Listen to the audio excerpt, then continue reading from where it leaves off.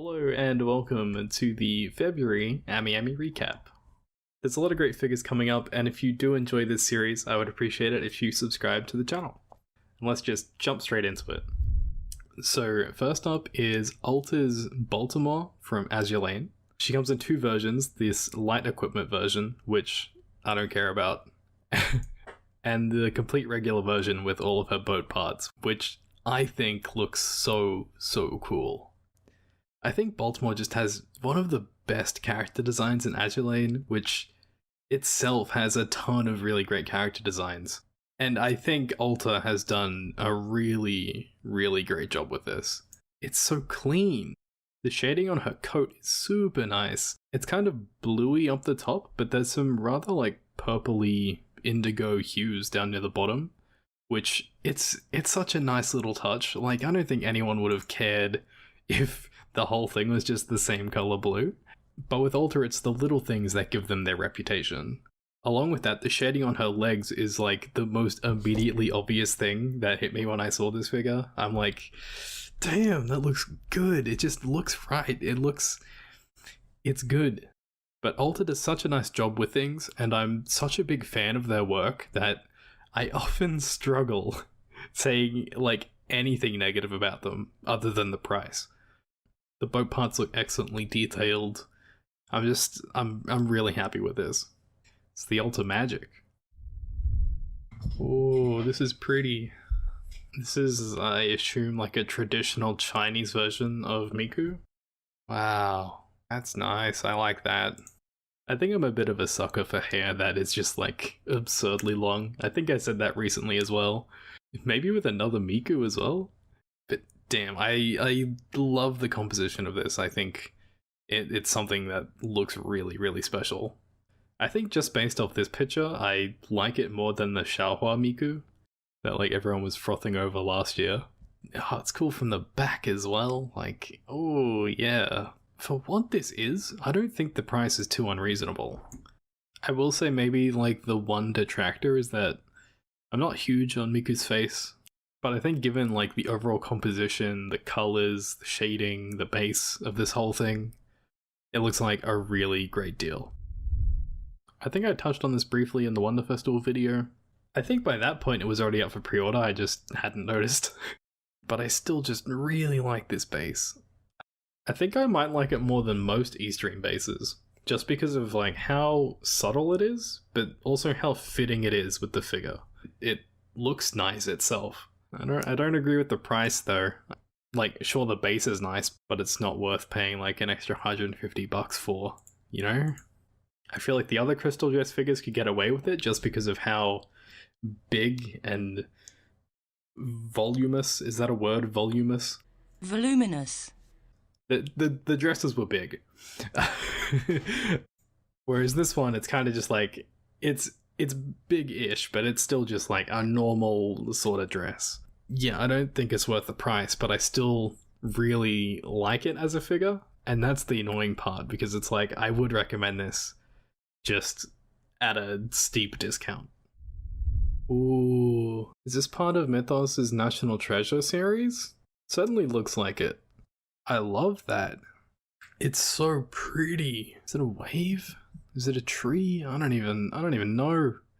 Wow, got a good close up of that. Is it a mushroom? Who even knows? Anyway, let's take a look at the whole thing. She's definitely got a really interesting character design.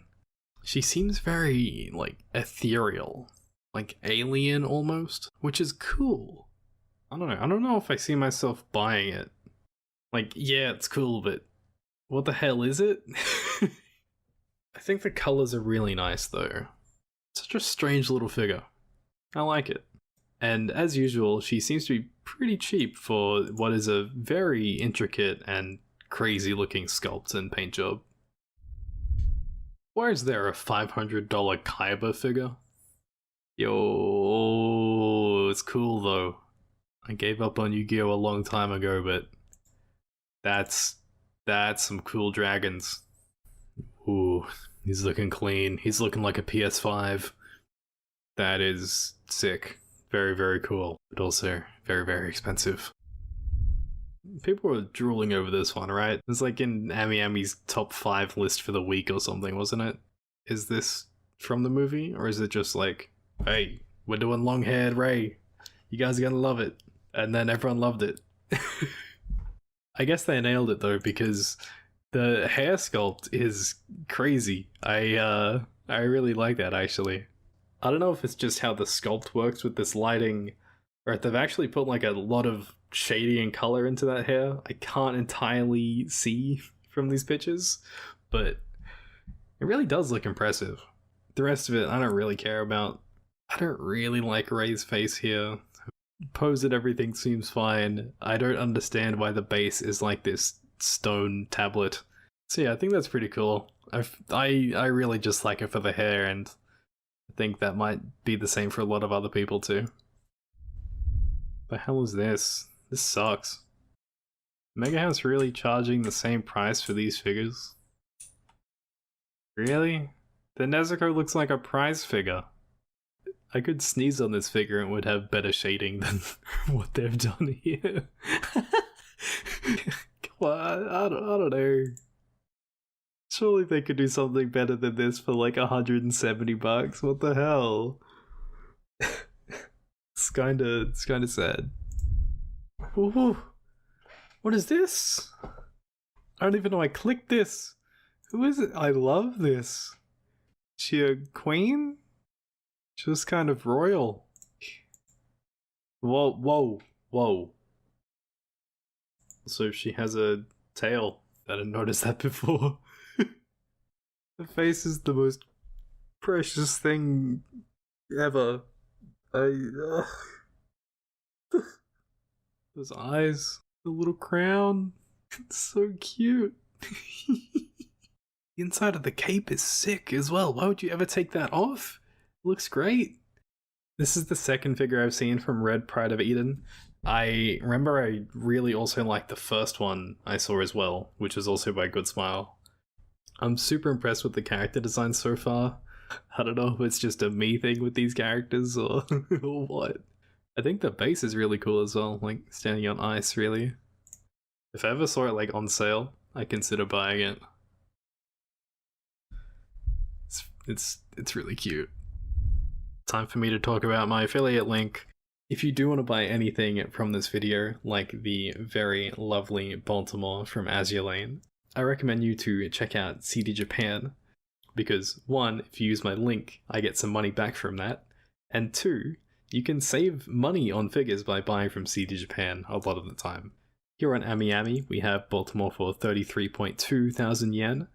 If we check CD Japan, she's only 30.8 thousand yen. So just by checking out the competition and what other stores are doing, you could be saving in this case like $20 or more.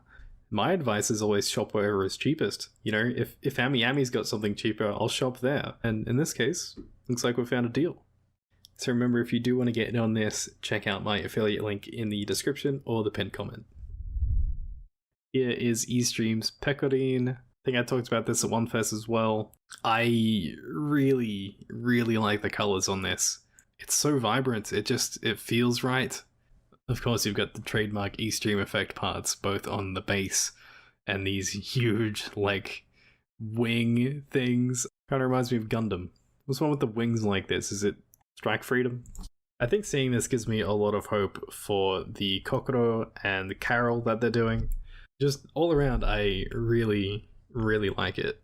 It's eStream prices though, but I think you're much better off getting this one than either of the FuRyus. That's certainly a character design. Why do her clothes taper off over here? Why does she have this big floating thing behind her? Why does her face look so boring and apathetic? I have so many questions. The bottom half of this figure is really pretty. You have no idea how much I love like these gold accents going over these purple gradient leggings. I think really my major issue with this is that the top half of this girl looks really boring. I don't know how to fix that because that's probably just what the character looks like. She's like barely got a nose. Her mouth is like a dot. It's like such a cool design with the most uninteresting head I've ever seen. And Jesus Christ, she's expensive. Did figure prices take another jump up recently? We're going broke. We're all going broke. Oh god, no, don't even start. Don't even. Not right after I said that.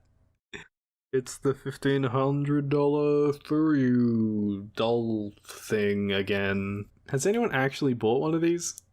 I would love to know. Yeah, you must be loaded. I think this figure made quite a bit of a splash when it went up on Amiami. It looks damn good. God. Of course they use that as a second picture. Where do I start? I really like purple. I really like this hair. It's perfect. And I really like the eyes. My other favorite thing about this is the jacket. The way the matte texture of the jacket contrasts with her very glossy one piece is so nice. I also just really love the colors of the jacket. I love the inside pattern of the zipper. I think the only thing I don't really like is that she's raised up off the base, but very subtly with this, you know, same color black little riser that fits onto her shoes. It's kind of whatever, but you probably wouldn't even notice it. Kind of want it, guys. Oh my god, why is like every figure this month a banger? Look at this turtle fella. Penguin fella's got more drip than me. God damn. But no one cares about this version. It's all about the deluxe edition. For about an extra $100 you get this like Scooty Scoot. This just looks really cool in general. I love so much about this. It's Arknights, it's some wacky skin. It's great, it's a lot of fun. Shading on the clothes seems really quite good. Looking at the whole package, I love it, it's cool. Me being like, haha, I'll order Nia later, and she's already pre-orders closed.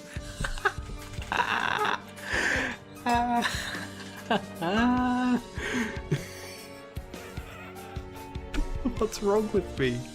It happened again. It keeps happening. I keep letting these Xenoblade characters get away from me. Anyway, here's Nia. I don't like that she's considerably more expensive than Pyra and Mithra. It feels a bit off. And I also don't like that her base is blue. But other than that, everything to do with the figure itself, it's beautiful. It's wonderful. There's so much cool detailing in here. The colors are really nice. There's a lot of layers in her clothes. It's a really nice figure. But yeah, I didn't end up pre-ordering her. She's a tad expensive, and I'm already down so much money with the whole Pyra-Mithra thing that I don't think I could drop like another 400 Australian dollars on yet another figure that's gonna take a decade to get to me. It almost feels like FuRyu's going for some eStream sort of thing with this, but it's nowhere near as cool. She seems very like smug and pale. I gotta be honest here, I'm not a huge fan of the sculpts, and I really don't like how these colors play off each other. I don't like looking at it. I'm not a fan, and especially not for this price. Here we have another figure from Ulta. This is Frederica Miyamoto from Idolmaster Cinderella Girls. And this looks great. This outfit is really unique. I don't know if I've seen anything like it in a figure, but I do think like the dark greys and gold go really well together. And a lot of these gold accents just, they look really, really crisp. And I think the gold is really helped by her blonde hair just being really nice and vibrant, and a really nice yellow. And just to give it that little extra bit of color, the pink accents of her earrings and fingernails, I think, you know, really tie this together to be one very technically detailed aesthetic figure. I think Ulta's the only company left that can make me care about idol figures these days. Oh, let's go more Luo Tianyi stuff. This is the unexplored flower garden dress version. It's kind of cute. Not as good as that fully sick one that I really want to pre-order, but it is what it is. I think the base is pretty interesting. They're like carving out like a slice of this room. Also, I think this red dress is really pretty. But the most interesting thing about this is that with basically the same sort of base, they've made a whole other figure This is the same character, just in a casual outfit. I don't know how many people would be buying both of these, because the bases are really just the same thing. I think personally for me, I much prefer the red dress version, whereas with this one it's like, who brought their sassy child to work today? But I don't know, you might have a different opinion. But for my money, it wouldn't be either of these, it would be that other one by Black Ray. I totally forgot that this was a 1/4 scale by freeing when I saw that price. I'm like, oh my god, that's a lot of money. It looks pretty cool. But at the same time, I don't know how many people are going to want like a version of their waifu where she looks like she's been like shot in the stomach. Is that sexy? Is that like a fetish now? I don't know. I like the finishing on the dress though. I typically like it when freeing does 1/4 scales that aren't bunny girls, and this doesn't seem to be an exception. I like this riser, and also, she's pretty affordable. That's way less money than the other one. Just seems happy. Looks like she's having a good time.